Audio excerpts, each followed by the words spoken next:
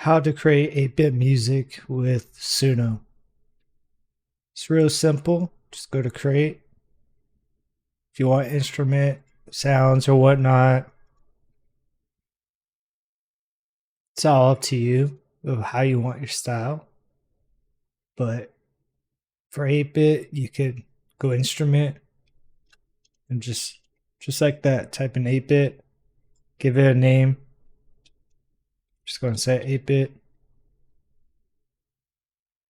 And then it's creating.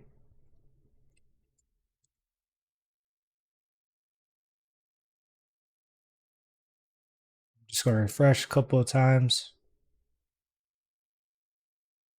And then play.